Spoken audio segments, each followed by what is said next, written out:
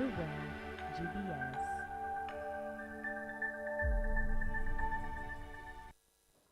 Good afternoon. It's 1 p.m. here in Kenya's capital, Nairobi, and this is The Ambassador. With me, your Ambassador Paul Mathenge. And this is where we debunk global diplomacy and geopolitics. Now, to our first story, growing unrest is once again spilling onto the streets of Tripoli, the capital city of Libya, voicing their frustration with the government and demanding change. Their chants reflect deep anger over corruption, poor public services, and the lack of economic opportunity. While the demonstrations have remained largely peaceful, there are growing concerns over how authorities may respond, especially given Libya's history of violent crackdowns. Our report by Susan Nganga takes a closer look at the rising tensions and what it means for the country's fragile path forward. We will bring that story later, but now, former Credit Suisse Group Attorney General, Chief Executive Officer Tidjane Thiam was re-elected to lead Ivory Coast's main opposition party, days after he resigned from the post. A maneuver aimed at bypassing a challenge to his eligibility to fulfill the position. Thiam stepped down as a head of the Democratic Party of Ivory Coast on Monday amid the repercussions of a country ruling that barred him from the competing in the presidential election scheduled for October 25th. This comes after Tidjane Thiam, elected in December 2023, was forced to resign due to his dual nationality. Party statutes require its leader to be purely Ivorian, but Thiam was still a French citizen at the time of his election. The maneuver is aimed at bypassing the challenge to his eligibility. We needed to be smart, and the PDCI has once again proven it's a great party, a party of hope, the founder of the Republic of Côte d'Ivoire. It's a powerful symbol, giving full legitimacy to President Tidjane Thiam. Another PDCI member at the vote, Yoma Fuka, described it as a strategic vote. When the party calls on its loyal soldiers to show up at the political bureau for the election of its various bodies, it's important to answer the call. It's a strategic vote, like a chess game playing out internationally, where each side is pushing its pawns. A calculated move. Thiam officially renounced his French nationality in the month of March. He is now the only candidate to succeed himself as the PDCI's leader. Political analyst Kowa Jeffrey said that the PDCI was banking on some political optimism. The PDCI is banking on some political optimism, likely hoping for a dialogue to open up between the opposition and the government, especially regarding a potential revision of the electoral roll. That revision could allow Mr. Thiam to register without the risk of being struck off. However, the legal and political hurdles are significant, and in my view, this forces the PDCI to seriously consider a Plan B. That is because the 2025 presidential election is on the horizon, and once again, Thiam's potential ineligibility stands in the way. He wasn't on the electoral roll during the last revision. His candidacy is compromised unless things shift before then. For Tidjane Thiam, the fight is just beginning. This is Jeff Buki, GBS TV News, Nairobi. To our previous story on Libya protest, growing unrest is once again spilling onto the streets of Tripoli, the capital city of Libya. Their frustration with the government and demanding change. Their chants reflect deep anger of corruption, poor public services, and the lack of economic opportunity, while the demonstrations have remained largely peaceful. There are growing concerns over how authorities may respond, especially given Libya's history of violent crackdowns. Our report by Susan Nganga takes a closer look at the rising tensions and what it means for the country's fragile path forward. Hundreds of people have recently participated in the anti-government demonstration in Libya, particularly in the capital Tripoli. Protesters gathered to voice their discontent with the current government, chanting slogans against Prime Minister Abdul Hamid. The demonstration highlights ongoing public frustration with political leadership and chronic issues such as corruption, poor public services, and deteriorating living conditions. More than 500 people joined the protest in the capital, making it one of the most significant recent gatherings against the government. Protesters chanted anti-government slogans, signaling widespread dissatisfaction with the ruling authorities. The demonstrations are part of a broader pattern of public unrest in Libya, where citizens have repeatedly taken to the streets to demand better governance and accountability. Libyan authorities and armed groups have a history of responding to such protests with force. In previous demonstrations, especially those in 2020, armed groups linked to the government used heavy weapons and arbitrary detention to suppress largely peaceful protest.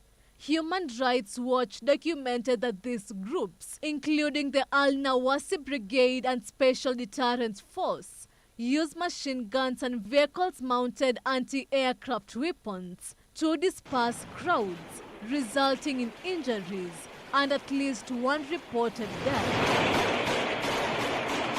While the most recent protest reports do not specify violent crackdowns, the risk remains given the history. The protests are fueled by widespread anger over chronic power outages, water shortages, lack of cash, and economic opportunity. As the tension continues to simmer, the people of Libya are making one thing clear: they will not be silenced. Susan Nganga, GBS News, Libya. Now, the President of the Republic of Finland, His Excellency Alexander Stubb, yesterday arrived in Dar es Salaam, Tanzania for a 3-day state visit after completing his 2-day tour in Kenya. This visit comes after the invitation of the President of the United Republic of Tanzania, Her Excellency Dr. Samia Suluhu Hassan, as she looks ahead into building good business ties between the two states. Davis Karani reports. The state visit by the head of state from Finland, His Excellency Alexander Stubb, to Kenya and Tanzania is meant to strengthen the existing bilateral relationship between the two nations, now linked to Finland. Bila shaka leo ni siku muhimu katika historia ya mahusiano kati ya Jamhuri ya Muungano wa Tanzania na Jamhuri ya Finland. Ingawa ni mara yake ya kwanza kututembelea kama rais, yeye sio mgeni kabisa, kwani alishawahi kufika nchini mwaka 2013 akiwa waziri mwenye dhamana ya biashara. It's a great honor to be here to celebrate the 60th anniversary of our diplomatic relations between Finland and Tanzania. We've been long-standing partners, and I think that this visit reaffirms our shared commitment to broadening our bilateral relations towards a more comprehensive partnership. And as you mentioned, Tanzania is the longest-standing development partner for Finland, and I also have a business delegation here with me. This is after Stubb visited Kenya and signed an agreement to work hand in hand with the Kenyan administration through cooperations between both countries to enhance and deepen economic ties while exploring new avenues for collaborations in the areas of mutual interest. Excellency Susan Ines Stubb, First Lady of the Republic of Finland, took Vassal Health Coverage Initiative. We agreed to share experiences and participate in a Finland-Kenya business seminar. We agreed to strengthen partnerships in climate-smart agriculture, renewable energy, and biodiversity. Citizens from both nations are eager and expectant of the outcome, especially on Finland's president's visit to the two East African nations. I would hope, of course, that in the future we get more Kenyan students as well, a number of reasons. Davis Karani for GBS Ambassador, Nairobi. Morocco is facing its worst missile outbreak in years with over 25,000 cases and nearly 200 deaths since latest 2023. The government has launched a nationwide vaccination campaign, but new infection persists, particularly in border region. Here is more on the story. Morocco is facing its worst measles outbreak in years, with 25,000 suspected cases and at least 184 deaths since late 2023. The outbreak, which started in the Souss Massa region, has spread nationwide, particularly affecting children under 18, who make up nearly 70% of the cases. In response, the Health Ministry has launched a large-scale vaccination campaign targeting children and encouraging adults to get vaccinated. With the help of schools, religious groups and community leaders, over 10 million children's vaccinations have been checked to stop the spread. Despite a decline in cases over the past 10 weeks, new infections persist, especially in border areas. With Morocco a regional travel hub, the World Health Organization warns that the outbreak could spread further. Authorities urge continued vigilance and vaccination to protect against the spread of measles. Elvin Muyodi, GBS News. President Donald Trump arrived in Doha, Qatar yesterday, right from Saudi Arabia. The American leader is on a 3-day official visit in the United Arab Emirates nations. In Doha, President Trump was welcomed by Qatar's Emir Khalifa. This is more from our GBS reporter.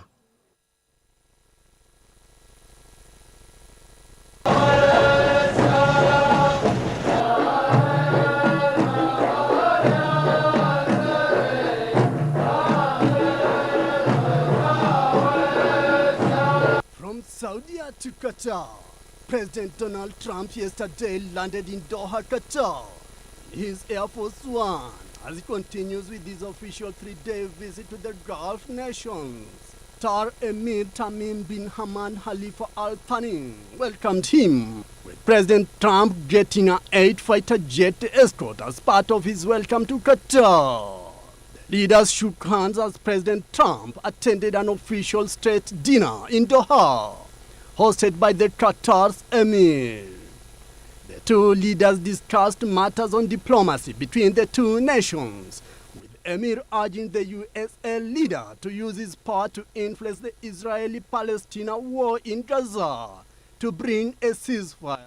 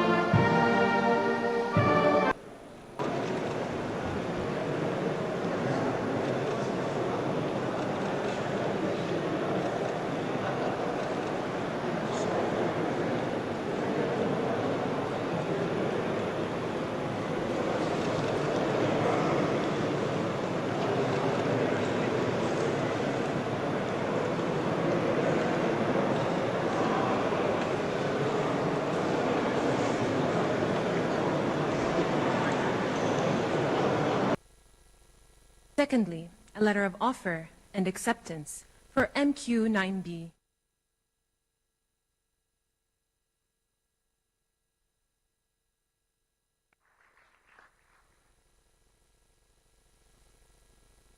And a letter of offer and acceptance. The ambassador will take a short break. We'll be right back with more as we debunk global diplomacy and geopolitics. My name is Tracy Otonde. I'm Miss County Nairobi, and I'm also Miss Embakasi East. Modeling is an art by virtue of the model and by virtue of the designers. That's if we look at modeling in terms of pageantry, you're showcasing yourself. You yourself is a work of art. You're a work of art, and you're showcasing everything that's in you and within you.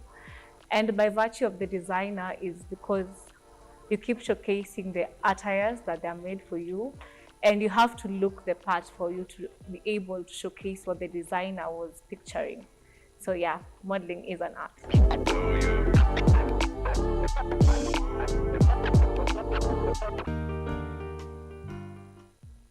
And for the topic of the day is self-awareness and sisterhood. Self-awareness and sisterhood. People know they're self-aware, but if you don't know how to act on it, then you're not really as self-aware as you think. I usually say garbage in, garbage out, and whatever, you cannot give what you don't have. So impact yourself first and work on yourself. If you feel like they're draining you, well and good. By the way, kuna kijana, unajua Ian amekuwa akinichanganya nini, and I really want us to be together. Unaniambia, Ian, acha nikwambie, ufanye hivi na hivi na hivi. Alafu tunakuja friend dinner or something, na kuna una turn up na Ian, are you mad? You know, as adulting is adulting, right now is the real intentionality that comes in. But if you are self-aware as a person, you get to now be intentional with ask. Kama mmekuwa distant, you can reach out. So today's game is sing the artist song, right? Sing the artist song. Nyashinski! Aya basi, twende nalo. Uko sana, wote malaika na mabawa ya, wote wanapita wendo mama ya.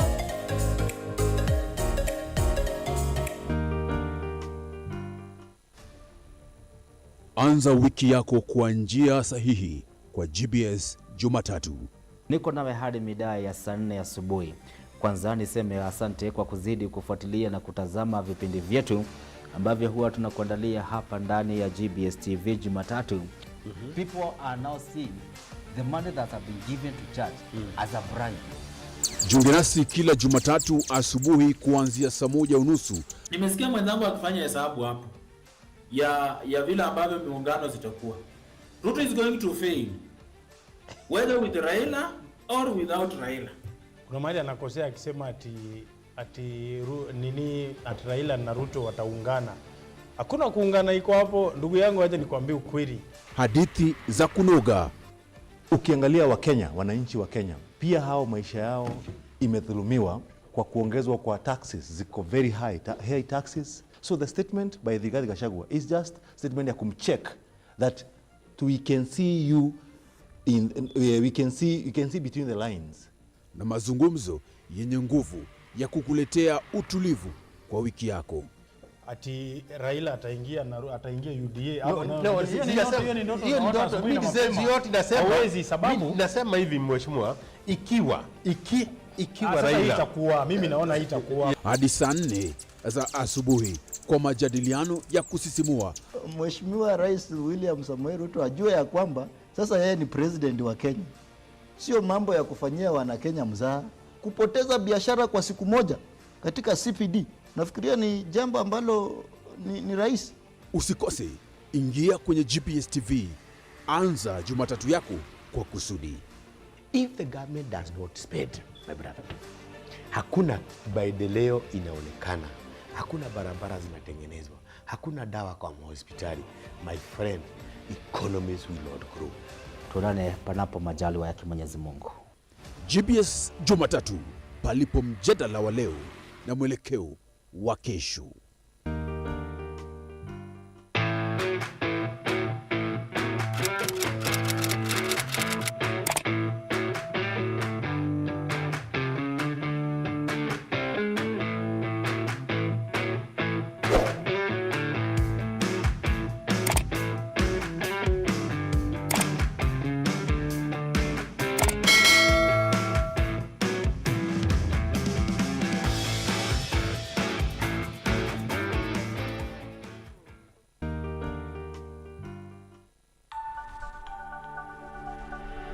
Everywhere, GBS.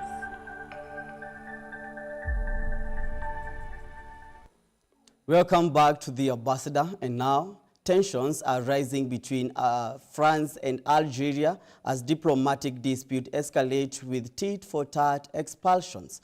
What began as political disagreement has now rose into a full-blown standoff, straining one of the most historically complex relationships in the region. Here is more on the same. Tensions between France and Algeria have escalated sharply, with France expelling several Algerian officials in response to Algeria's removal of 15 French diplomats. This diplomatic standoff follows a series of disagreements, including France's support for Morocco in the Western Sahara dispute, an issue that has long angered Algeria. Despite a brief improvement in the ties, after a French minister's visit to Algiers, relations have now broken down completely, with France's foreign minister saying dialogue is now totally blocked. With deep social, economic and historic links between the two countries, the fallout could be serious. As tensions rise, both governments face pressure to step down from confrontation and find a path to renewed dialogue. Elvin Muyodi, GBS News. And now the FIFA World Cup trophy took center stage at an exhibition in Asuncion as part of the 120th birthday celebration of the World Football Body. Representatives from FIFA and South American Federation were at the opening of the exhibition, which showcases trophies and other items from both organizations. All eyes will be on the 75th Congress, notably for any news regarding the upcoming Club World Cup, which gets underway in June.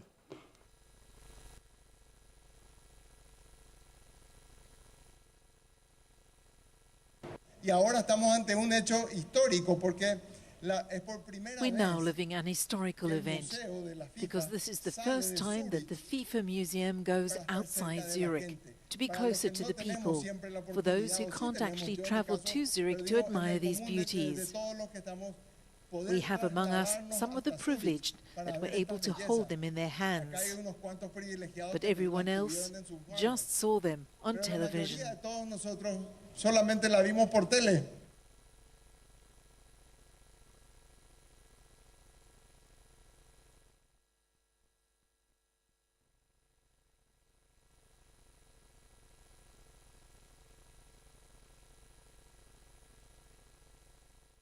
That's all for today at The Ambassador. Thank you for joining us here at The Ambassador 1 p.m. I am your Ambassador Paul Mathenge. Thank you for your time and company.